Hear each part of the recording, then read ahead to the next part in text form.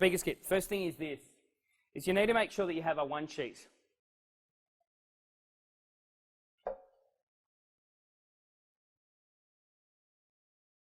So again, what we're doing here, we're not necessarily training you to be a professional speaker, but what we're getting you prepared that even if you are a professional, you will be asked to submit a paper or be a speaker at an event.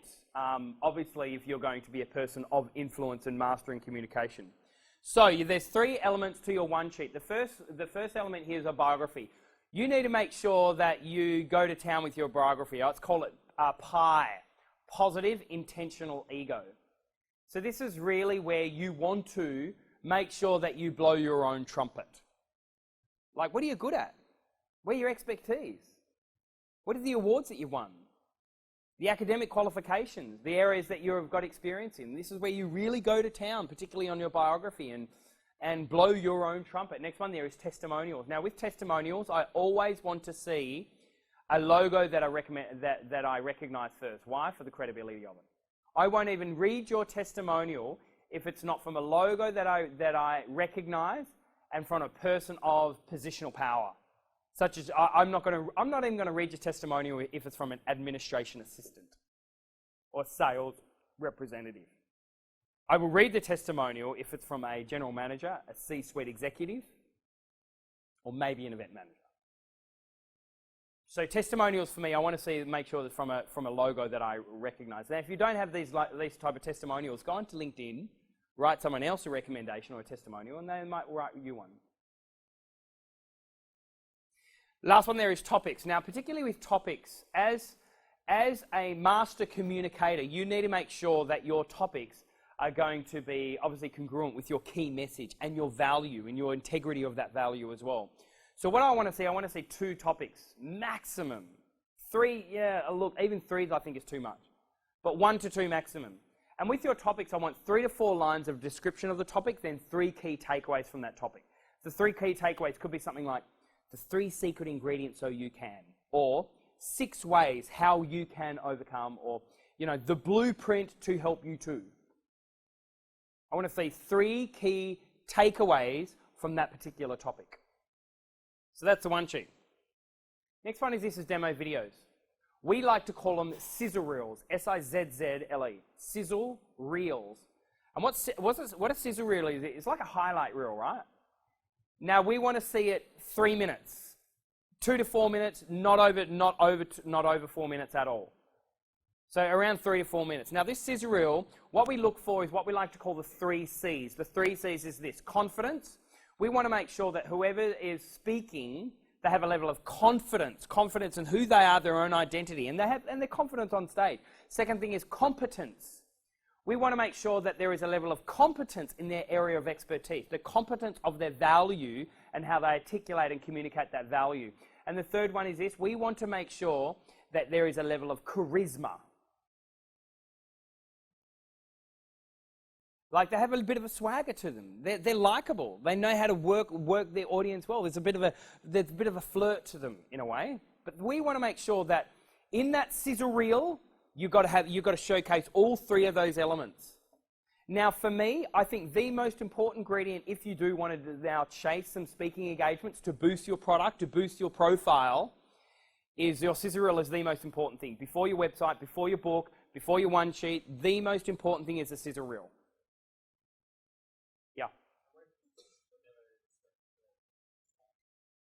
Yeah, great question.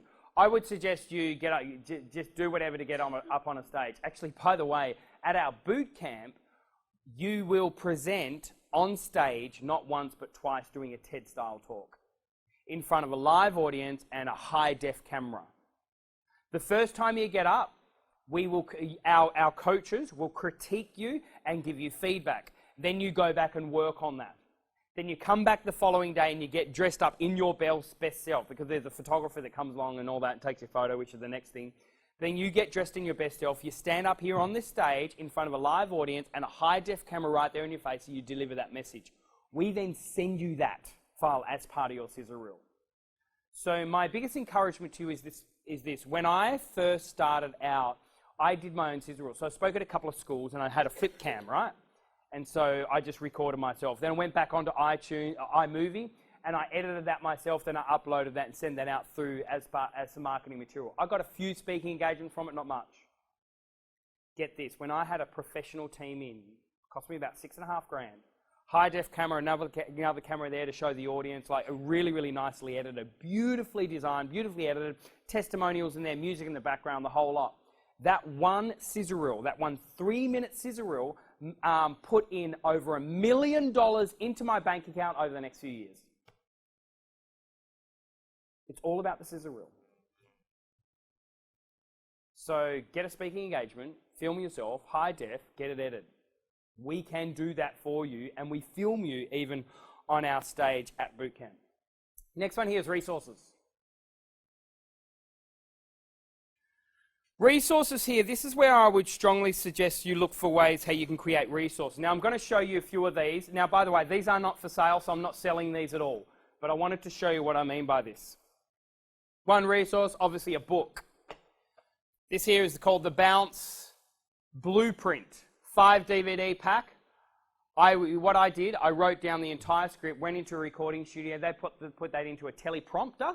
I just looked at the screen, read the screen, walked away. They then literally edited it all, put it in all nicely gift box back, and that there is like POD, print on demand. Some other things we've done here is, there you go, 100 tips in 100 minutes. I recorded this on my actual laptop. Together there's also a workbook on there and also a 12-day challenge. This is really easy. I literally designed that as well on my computer. And we sell that for $100.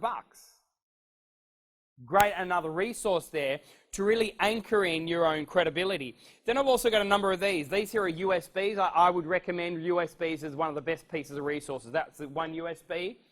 That's one of our other USBs. And this one here is our Platinum USB. As you can see, it is in there, right?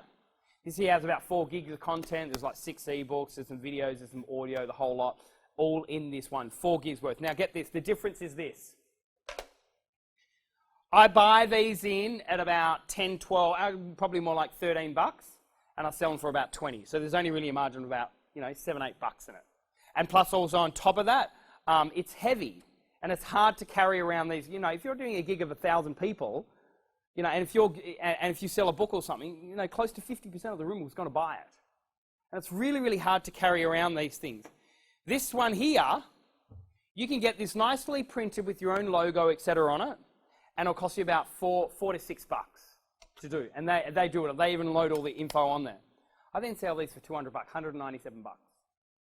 I can carry around 200-300 of these in a carry-on a suitcase.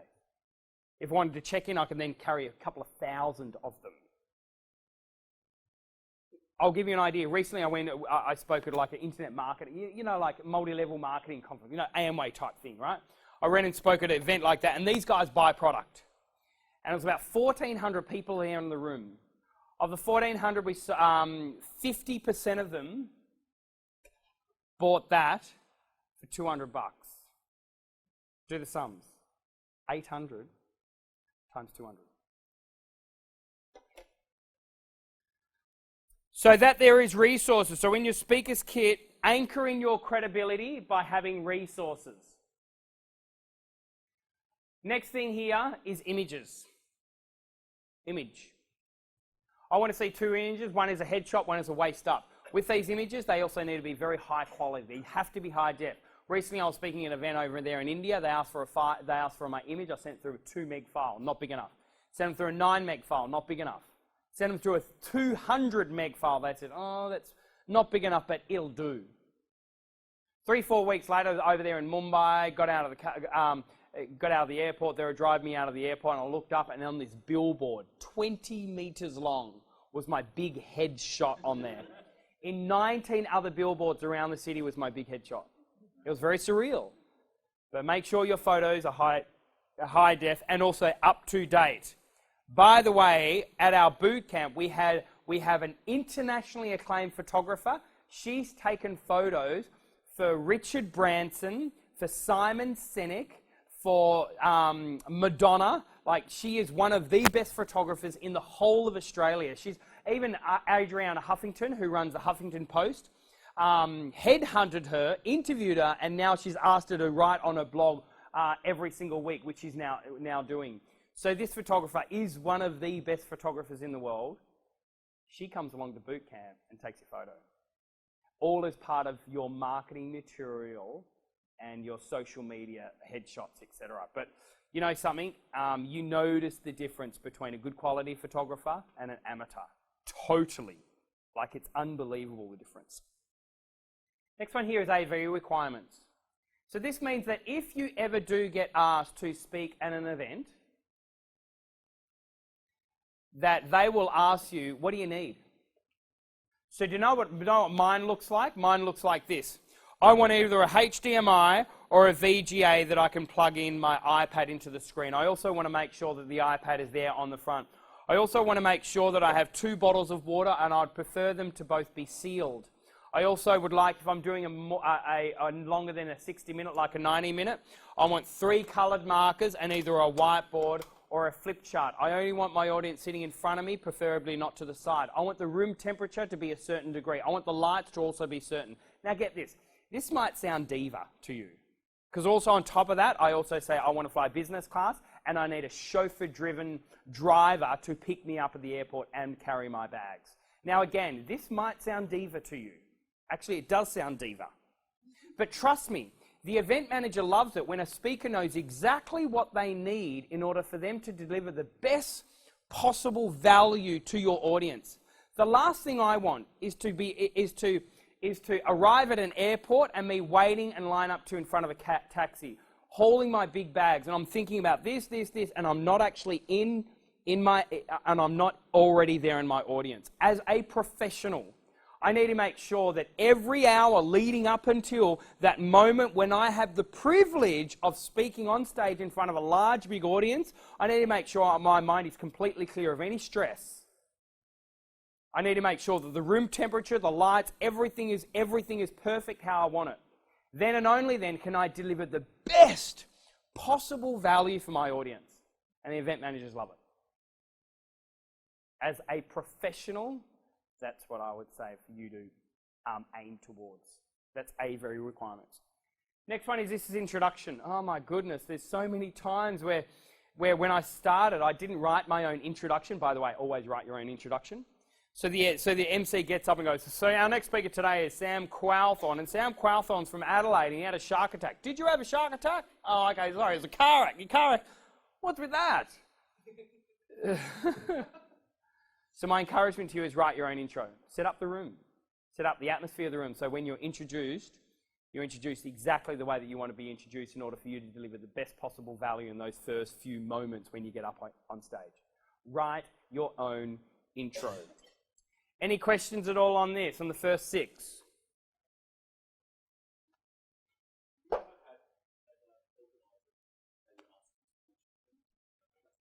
No, never, because this is industry standards.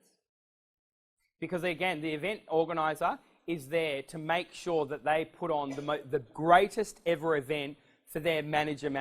So the CEO says, put on this event, we want the greatest event ever. So obviously the event manager is there to get the right speakers and to serve the speakers in the best possible way. So the event manager literally, like, if event manager doesn't get any information at all, she's stressed when I get there. So what do you need? We didn't give it. What do you need? Like, how do you want? Do you want a bottle of water? Do you want this? Do you want a whiteboard? Have you got a flip chart? Do you have a presentation? What can we do? What can we do? The event manager is stressing out if you don't tell her exactly what you want.